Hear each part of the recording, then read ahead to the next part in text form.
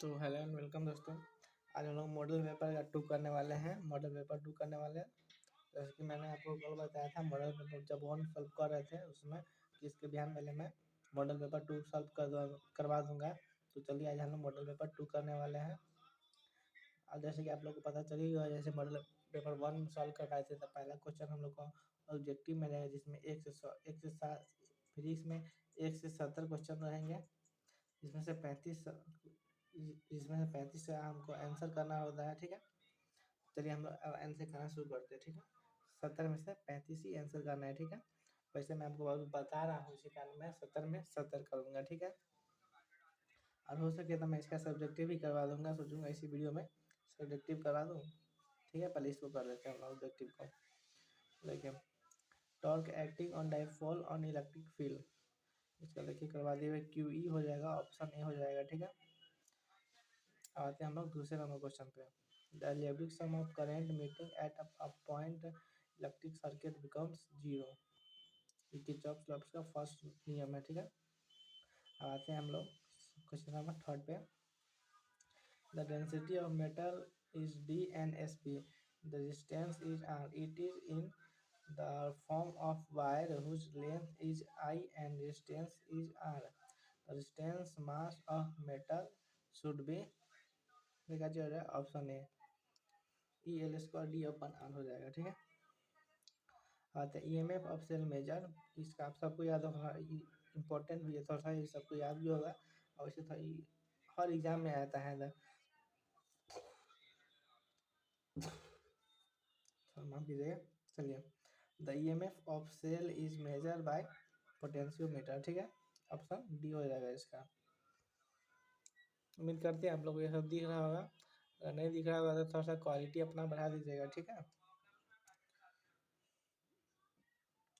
आते हैं हम लोग अब 5वें नंबर क्वेश्चन पे। The balancing point of obtain in potentiometer by increasing the length of wire on maximum length, option B हो जाएगा इसका। ठीक है, और अब आते हैं ऑप्शन नंबर क्वेश्चन नंबर 6 पे। ठीक है, जो कि हमें कहता है to if two cells of E1 and E2 are balanced at the length L1 and L2 in potentiometer wire, then बताइए इसका ऑप्शन क्या हो जाएगा। ये होगा E1 अपन, ये होगा कि B होगा कि C होगा या D होगा, आप लोग बताइए।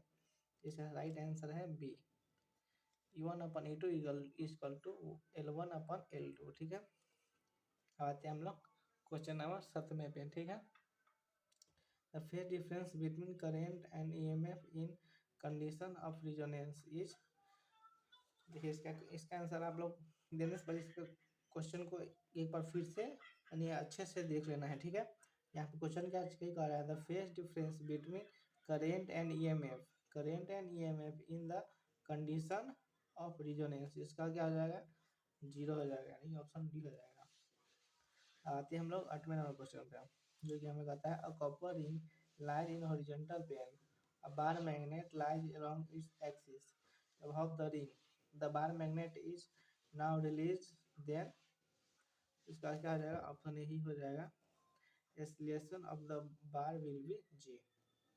ठीक है, अब आते हैं हम लोग 9वें नंबर क्वेश्चन पे। The induce EMF of rod, इसका 0 होता है, ऑप्शन क्या है, सी हो जाएगा। ठीक है, आते हैं हम लोग 10वें नंबर क्वेश्चन पे। इसे याद रखें, इंड्यूस EMF ऑफ रॉड पूछे, इसका 0 हो जाएगा, ये भी थोड़ा सा इंपॉर्टेंट है, आप लोग हाईलाइट कर लीजिएगा। ठीक है, इसको आते हैं हम लोग 10वें नंबर क्वेश्चन पे। The energy due to flow of current I in induce inductance L is, इस क्वेश्चन को भी एक बार ठीक से पढ़ लीजिएगा, इसका आंसर थोड़ा सा अजीब है। देखिए, the energy due to flow of current I in induce inductance L is half LI², यानी कि बी हो जाएगा ऑप्शन 10 का। अब आते हैं हम लोग 11वें नंबर क्वेश्चन पे। The power loss in AC circuit, आप लोग जानते हैं कि कैपेसिटेंस में नहीं होता है, वाले इंडक्टेंस में भी नहीं होता है एनर्जी लॉस, और तो होगा नहीं, यानी कि रेजिस्टेंस में हो जाएगा। लोग 10th में भी पढ़े होंगे कि रेजिस्टेंस में एनर्जी लॉस होता है। ठीक है, यहाँ पे क्वेश्चन का जी कर रहा था the power loss in AC circuit, यानी ओनली इन रेजिस्टेंस में हो जाएगा। ठीक है, पिछले वीडियो में भी इस बार इस चीज़ को करवाया था, इसको भी हाईलाइट कर लीजिएगा। देख सकते हैं मॉडल पेपर का दोनों में ये क्वेश्चन आ गया है। ठीक है, ये क्वेश्चन पिछले बार में था, इसमें भी है, एग्जाम में भी था, सेंटर में भी था, बहुत जगह ये क्वेश्चन आपको दिख रहा होगा। अब आते हैं क्वेश्चन नंबर 12 पे। ठीक है, the unit of mutual inductance is, देखिए the unit of mutual inductance हो या सेल्फ इंडक्टेंस हो, इसका क्या होता है, हेनरी होता है। ठीक है, ऑप्शन सी हो जाएगा इसका। अब आते हैं हम लोग 13 नंबर क्वेश्चन पे, जो कि हमें कह रहा है इफ द रियल एंड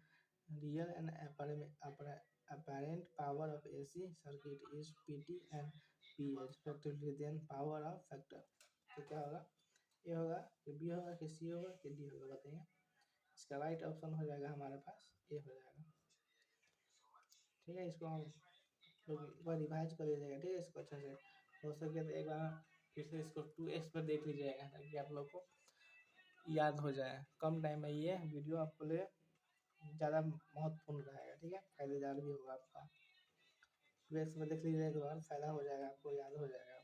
जैसे मूवी देखते हैं, दोबारा देख ले मन नहीं करता है देखने का, उसी तरह का पूरा चीज़ का शेड्यूल हम लोग को याद हो जाता है। इसी तरह ये भी देख लीजिए दोबारा 2x पे, तो आपको सारा चीज़ याद हो जाएगा। विच है minimum wave length in the following, सबसे ज़्यादा विच है minimum wave length in the following, सबसे कम वेवलेंथ किसका होता है, तो गामा का होता है। पेनिट्रेटिंग पावर सबसे ज़्यादा किसका होता है, तो गामा रेज का ही होता है, पेनिट्रेटिंग पावर। ठीक है, अब आते हैं हम लोग अगले नंबर क्वेश्चन पे। 15 नंबर क्वेश्चन है। ठीक है, इसके 15 नंबर क्वेश्चन पे आते हैं। A thin prism mu 3/2 in air is immersed in water, mu is equal to 6/4, the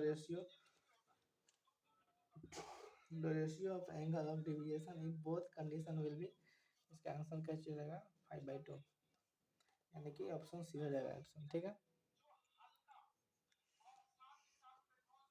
आप लोगों को दिख तो रहा है ना ये सब, नहीं दिख रहा होगा तो मैं बोल रहा हूँ, इसको आप सुन लीजिएगा, नहीं तो आप कोशिश कीजिएगा कि अपना मोबाइल के वीडियो की क्वालिटी को थोड़ा सा बढ़ा लीजिएगा। ठीक है, मैं अपनी तरफ से सारी कोशिश कर रहा हूँ ताकि आपको दिखे, फिर अगर नहीं दिखता तो मोबाइल की क्वालिटी को बढ़ा लीजिएगा, नहीं तो मेरे बोलने पर इसको सुनने का कोशिश कीजिए, सुनने से भी याद हो जाता है। ठीक है, आते हैं हम लोग 16 नंबर क्वेश्चन पे, जो कि हमें कहता है the reflective index of material of prism is √2 the minimum deviation for the this prism image, बताइए 30 डिग्री, 37 डिग्री, 45 डिग्री, 60 डिग्री।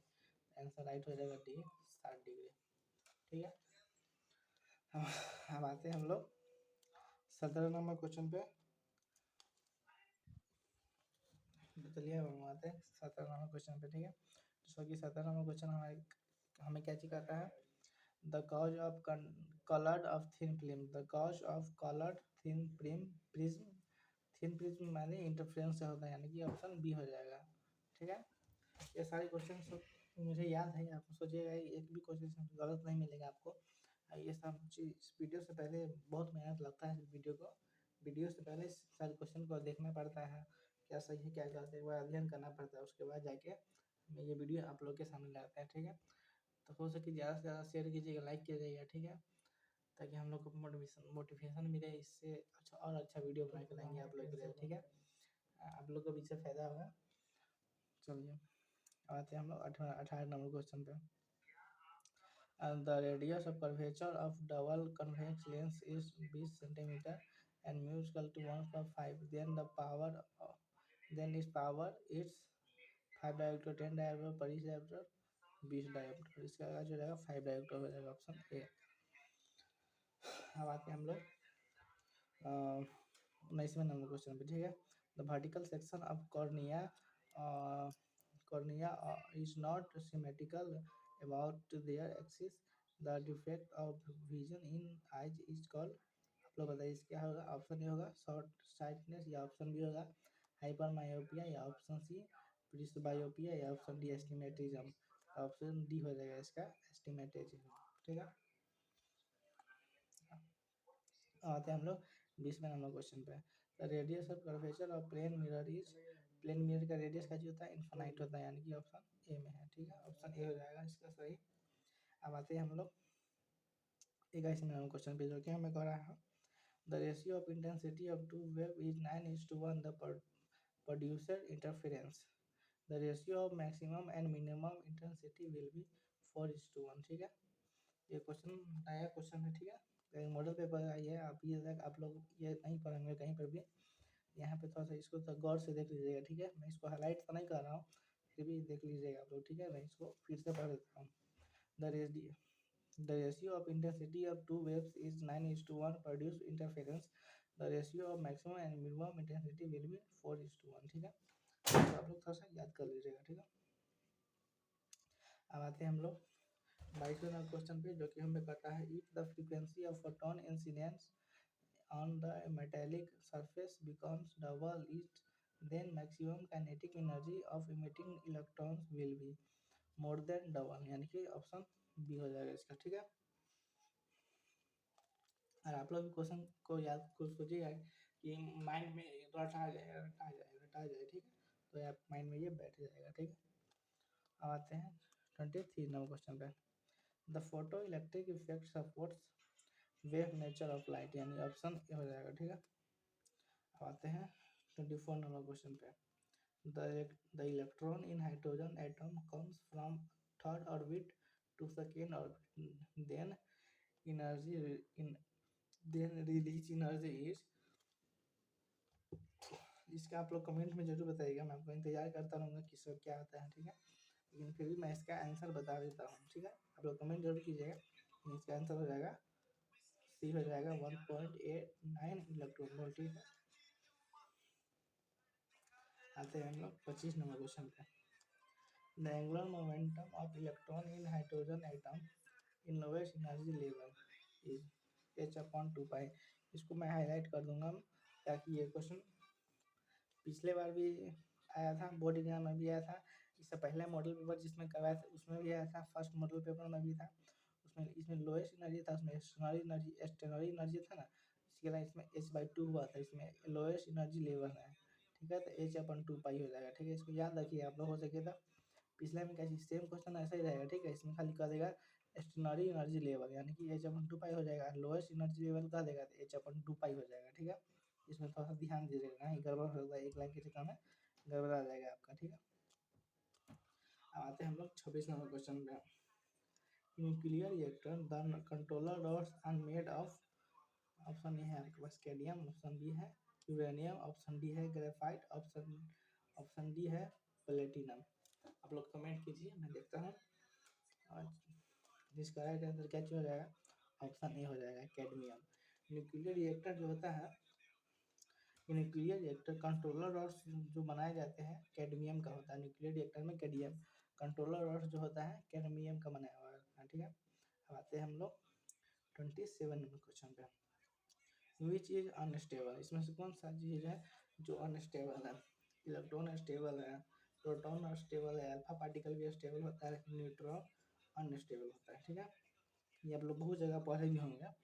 ठीक है, अब आते हैं हम लोग 28 नंबर क्वेश्चन पे, जो कि हमें कहता है the volume expression of NOR gate.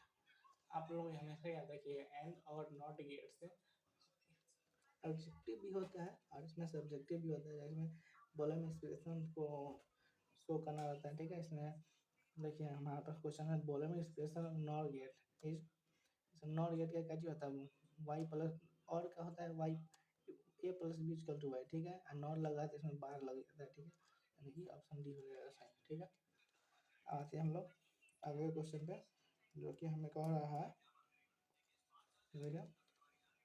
In figure logic gate is, ये कौन इस फिगर में दिख रहा है ये कौन सा लॉजिक गेट है, हम लोग बता सकते हैं? इसमें अगर वो जीरो लग जाता है तो ये एंड नॉट नाइन गेट का हो जाता है। ठीक है, इसमें अभी जीरो नहीं लगा है तो ये किसका होगा, एंड गेट का, यानी कि ऑप्शन ए सही हो जाएगा इसका। ठीक है, तो आप लोग इसको नोट भी कर लीजिएगा, हो सके तो आप लोग को याद ना हो तो स्क्रीन शॉट ले लीजिएगा, हो सके 2s पर देखिएगा, जिस तरीके से आपसे हो सके उस तरीके से आप इसको रट जाइएगा। मॉडल पेपर तक वो कर ही लेना चाहिए, कम से कम 5 को और एक सेट का रहता है, 5 कर लेना चाहिए आप लोग को। लेकिन फिर भी चलिए यहाँ पे हम करवाते हैं। The majority current carriage in P type semiconductor, the majority current carry in P type semiconductor, option है फर्स्ट इलेक्ट्रॉन, दूसरा ऑप्शन है बी ऑप्शन होल, या सी फोटोन, या डी प्रोटॉन। तो इसको हाईलाइट कर लेते हैं आप लोग के लिए। इसको जरूर याद रखिएगा, जितना हाईलाइट कर दिया ना वो आपको ऐसे ही हाईलाइट नहीं किए हैं, बहुत बार क्वेश्चन आए हुए जिसके कारण मैं आप लोगों को हाईलाइट करके दे रहा हूँ। और क्वेश्चन याद हो ना हो, लेकिन जो हाईलाइट कर दे रहे हैं ना उसको जरूर याद कर लीजिएगा, हो सके तो स्क्रीनशॉट भी ले लीजिएगा, ठीक है। तो इसका राइट आंसर हो जाएगा बी, होल हो जाएगा, ठीक है। द मेजोरिटी करंट जो होता है ना पीटा सेमीकंडक्टर में वो होल होता है, ठीक है। आप सुनाते हैं क्वेश्चन नंबर 31 पे। The semiconductor behaves at absolute temperature fully insulator के साथ हो जाएगा, यानी कि बी हो जाएगा। इसमें एक और क्वेश्चन करवाए थे आपको मॉडल पेपर 1 में, जो नहीं देखे वो कोशिश कीजिएगा कि देख ले, उससे भी आपको बहुत फ़ायदा मिलेगा। मॉडल पेपर 1 जो मैं सॉल्व करवा चुका हूँ, ठीक है। ये क्वेश्चन जो है मॉडल पेपर 2 का है, ठीक है। अभी जो मॉडल करवा रहे हैं वो मॉडल पेपर 2 का है, ठीक है। The semiconductor behaves at absolute temperature, यानी कि फुली इंसुलेटर हो जाएगा, ठीक है। आते हैं 32 नंबर क्वेश्चन पे। The conduction band are empty in conduction band empty किस में होता है? सेमी कंडक्टर में होता है, यानी ऑप्शन बी हो जाएगा। आते हैं हम 33 नंबर क्वेश्चन पे, जो कि हमें कह रहा है which is not the example of digital communication, ठीक है। ऑप्शन ए है आपके पास ईमेल, ऑप्शन बी है सेलुलर फोन, ऑप्शन सी है टेलीविजन, ऑप्शन डी है कम्युनिकेशन सैटेलाइट।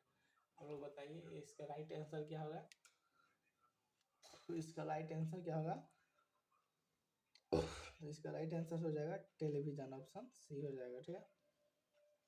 अब आते हैं हम लोग 34 नंबर क्वेश्चन पे, जो कि हमें कहता है the value of amplitude modulation index is between 1 and 2, ठीक है। ऑप्शन सी पिछले बार में भी आया था, इसको हाईलाइट कर लीजिएगा, ठीक है। पिछले बार भी सेम टू सेम ऐसा ही क्वेश्चन था, ठीक है। The relation between alpha and beta transmission is the relation between alpha and beta in transistor is, इसका राइट आंसर कैसे हो जाएगा? बीटा अपन बीटा प्लस 1, यानी option alpha is equal to beta upon beta plus 1 हो जाएगा, option B, ठीक है। आते हैं हम लोग 36 नंबर क्वेश्चन पे। The modulation index in amplitude modulation, इसका क्या चाहिए? The modulation index in amplitude modulation, option A है is always 0, option B lies between 0 and 1, option C है lies between 1 and infinity, option D है can never exit 0.5। इसका answer हो जाएगा B, lies between 0 and 1। जैसे ऐसे question आपको मैं 34 नंबर क्वेश्चन में लिखा था बिटवीन 1 और था, क्वेश्चन चेंज है बाकी आंसर वही होता है, ठीक है। हो सके सब चीज़ को याद कर लीजिएगा, ठीक है। आते हैं 37 नंबर क्वेश्चन पे। तो सोलर स्पेक्ट्रम इज कंटिन्यूस होता है, सोलर स्पेक्ट्रम कंटिन्यूस, ये अति क्वेश्चन बैंक में भी था, ये मॉडल पेपर में भी, इसको भी हाईलाइट कर लीजिए आप लोग। अब आते हैं 38 नंबर क्वेश्चन पे। Unit of surface charge density is, unit of surface charge density को कैसे होता है? कूलम अपॉन मीटर स्क्वायर, ठीक है। ऑप्शन ए हो जाएगा coulomb upon metre square, unit of surface charge density का कूलम अपॉन मीटर स्क्वायर आता है। अब आते हैं हम लोग अगले क्वेश्चन पे, ठीक है। अब हम लोग आएंगे 39 नंबर क्वेश्चन पे, ठीक है। यहाँ पे देखिए हम लोग the wave front due to a point source at a infinite distance from the source is, infinite distance है, ये हमेशा याद है, wave front due to point source at infinite distance, ये हमेशा याद रखिए। ऐसे क्या हो जाएगा? स्फेरिकल हो जाएगा, ऑप्शन ए हो जाएगा, ठीक है। हम उम्मीद करते हैं ये सब आपको दिख रहा होगा।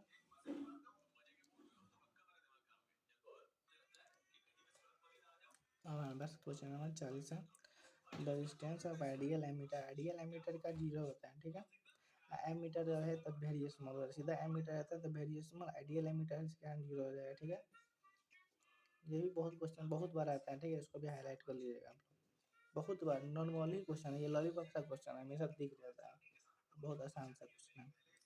When two bulbs of power 60 volt and 40 watt, 60 watt का है 40 वाट का दो बल्ब है, ठीक है। आर कनेक्टेड इन सीरीज में हम लोग लगाए, within the power of their combination will be 24 volt, 24 volt हो जाएगा इसका, ठीक है। आते हैं हम लोग 42 नंबर क्वेश्चन पे। In earth magnetic field B H, if the frequency of oscillating of magnetic needle is n, then n square proportional b h हो जाएगा ऑप्शन इसका बी हो जाएगा, ऑप्शन जो बी है। ठीक है, अब आते हैं हम लोग अगले नंबर क्वेश्चन पे, जो कि हमें कहता है 43 नंबर क्वेश्चन है, the electric field at a point near infinite. देखिए हमेशा याद रखें, इनफाइनाइट थिन शीट कह रहा है। ठीक है, infinite thin sheet of charge conductor, infinite thin sheet दिख रहे हैं ना आपको, थिन शीट भी दिख रहा है, तो सिग्मा अपन 2 ई नॉट हो जाएगा, sigma upon 2 E not. Infinite not भी कर सकते हैं इसको, या ई नॉट कहिए, इनफाइनाइट नॉट करिए, आपको मर्जी। ठीक है, इन सबको याद रखिएगा जरूर। ठीक है, अब आते हैं हम लोग 44 नंबर क्वेश्चन पे, जो कि हमें कहता है two capacitor C1 2 MF and C2 4 MF are connected in series and potential difference PD equal to 12 volt is applied across the potential difference across 2 MF will be, इसका हो जाएगा 80 वोल्ट हो जाएगा, यानी ऑप्शन 800 वोल्ट हो जाएगा, यानी कि ऑप्शन सी हो जाएगा। ये क्वेश्चन बैंक में भी देखा गया क्वेश्चन है। ठीक है, एक क्वेश्चन बैंक में भी क्वेश्चन आया हुआ था, इसको हमेशा कोशिश कीजिए याद, उतना इम्पोर्टेंट नहीं लेकिन फिर भी आप लोग याद कर लीजिएगा। ठीक है, in figure if net force is Q is zero, देख लीजिए फिर से पढ़ लीजिए। इन फिगर, इस फिगर में इफ नेट फोर्स क्यू जो है zero, then value of Q upon Q naught हो जाएगा 2√2 हो जाएगा, ऑप्शन डी। ये क्वेश्चन बैंक में सब्जेक्टिव में था, यहाँ पे ऑब्जेक्टिव में है, ये सब्जेक्टिव में आएगा क्वेश्चन है। आप लोग क्वेश्चन बैंक को चेक कीजिएगा, तो इसमें क्वेश्चन आपको मिल जाएगा।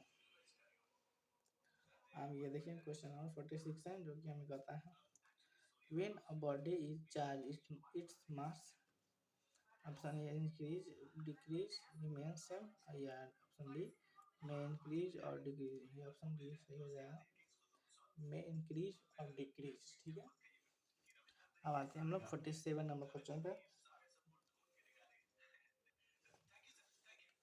हमारे पास क्वेश्चन है 47 नंबर क्वेश्चन है,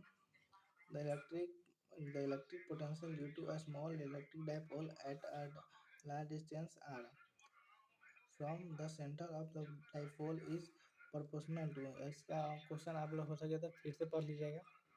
ठीक है, the electric potential due to small electric dipole at a large distance R, ठीक है, from the centre of dipole is proportional to, इसका 1/r इसका हो जाएगा। ठीक है, ये देखिए क्वेश्चन नंबर 48 है, minimum number of capacitor of 2 mu F is required to obtain capacitance of 5 mu F will be, इसका ऑप्शन हो जाएगा ए। ठीक है, ये ऐसा सेम टू सेम आपको दिख जाए एग्जाम में, मिनिमम कैपेसिटेंस 2FO और इस रिक्वायर्ड कैपेसिटेंस जो है 5 म्यूएफ, तो डायरेक्ट लिख लीजिएगा, निकालिएगा नहीं, डायरेक्ट ऑप्शन ए लगा दीजिएगा 4 पे। ठीक है, उसमें चाहे जहाँ पे भी ऑप्शन हो वहाँ पर लगा दीजिएगा। ठीक है, अब हम लोग आते हैं अगले क्वेश्चन पे, जो कि यहाँ 49 है, the specific distance of conductance increase with increase of temperature, option A हो जाएगा, इंक्रीज ऑफ टेम्परेचर। ठीक है, ऑप्शन डी आता है, जल्दी जल्दी कंप्लीट करवा देते हैं ताकि टाइम भी कम लगे, आप लोग आखिरी समय है अभी, तो आप लोग वीडियो को टाइम भी ज़्यादा बर्बाद ना हो, वीडियो को ज़्यादा लेंथ भी नहीं हो, हम चाहते हैं कि वीडियो का ज़्यादा लेंथ ना हो। ठीक है, ताकि आप लोग को ज़्यादा से ज़्यादा फायदा हो। The direct velocity Vd and applied electric field E of a conductor are related as, depth velocity Vd है and applied electricity field है E है, of a conductor are related as Vd proportional E हो जाएगा, Vd proportional E, option B हो जाएगा इसका।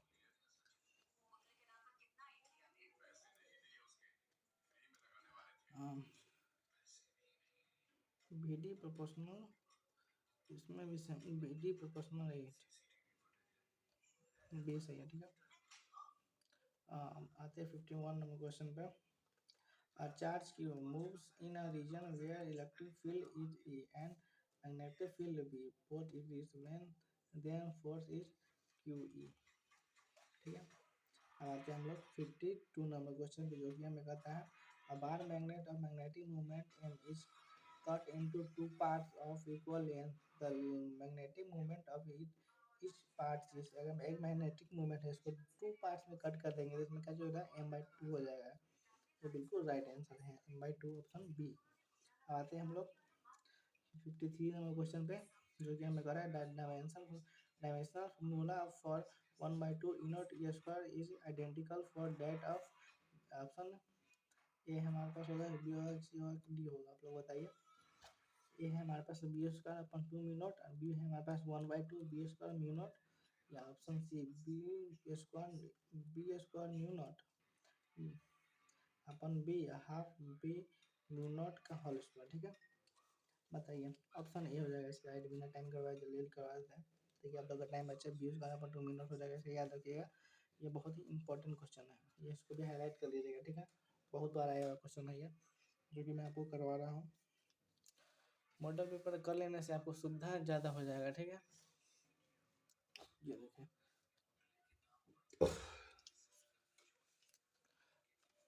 Question हमारे पास कर रहा है 54 number question. A circular coil of radius r carries a current I. The magnetic field at its center is B.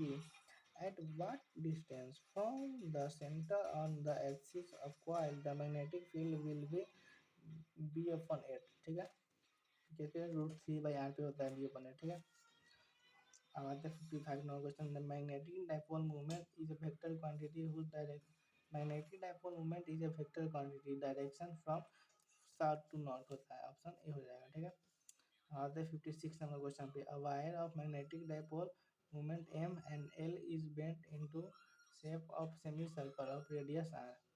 What will be its new dipole? इसका नया dipole क्या हो जाएगा? तो 2m/π हो जाएगा, ऑप्शन बी हो जाएगा इसका। लोग की कोशिश कीजिए ऑप्शन देखते ही धक से मार दें बिना टाइम गवाए हुए। ठीक है, आते हैं 57 वाला क्वेश्चन पे, जो कि हमें कह रहा है in a close circuit of resistance 10 watt if 10 watt the limited flux varies from time according to related flux 60 इसका डिफ्रेंशिएशन कीजिएगा। ठीक है, एट टी का हमको वैल्यू दिया हुआ है, टी का जगह रखना है 0.25 सेकेंड। ठीक है, द करेंट एम्पेयर में है फ्लोइंग थ्रू इसका 0.2। अब ऐसे दिखिएगा तो ऐसा नहीं कि डिप्रेशन ग्रेजुएशन करने में लग जाएगा, सीधा 0.2 मारिएगा आगे बढ़ जाएगा। ठीक है, हम 58 आप भी चाहे तो आप लोग करके देख सकते हैं। इसका डिफ्रेंशिएशन निकालिएगा, इसमें जो आएगा उसमें टी का वैल्यू डालिएगा और 16 काटिएगा तो 0.2 हो जाएगा। ठीक है, एग्जाम हॉल में जाके ऐसा मत कीजिएगा, सीधा राइट आंसर मार के आगे बढ़िएगा। ठीक है, हमें टाइम सब उसमें निकल जाएगा। आते हैं हम लोग 58 नंबर क्वेश्चन पे, जो कि हमें कह रहा है in AC circuit the current and voltage are given I = 5 cos omega t and V = B sin omega t respectively. The power loss in circuit is 0. इसका ऑप्शन क्या चूज हो जाएगा? डी हो जाएगा। अब आते हैं 59 नंबर क्वेश्चन पे। The energy of electromagnetic radiation is 0.2 kilo volt है। ठीक है, the radiation is related to which region of spectrum, तो एक्स रेज में हो जाएगा, ऑप्शन बी हो जाएगा इसका। आते हैं हम लोग 60 नंबर क्वेश्चन पे। The image from by objective lens जहाँ पर देखिएगा आपको क्वेश्चन पूरा पढ़ देते हैं, क्वेश्चन सर पूरा भी नहीं पढ़ते हैं, क्वेश्चन पूरा नहीं पढ़ते हैं।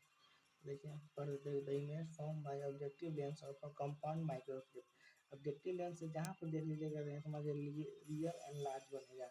ऑप्शन का है, ऑप्शन ए में वर्टिकल एंड डायमेंशन है, ऑप्शन बी में रियल एंड डायमेंशन है, option C real and large, यही है ऑप्शन।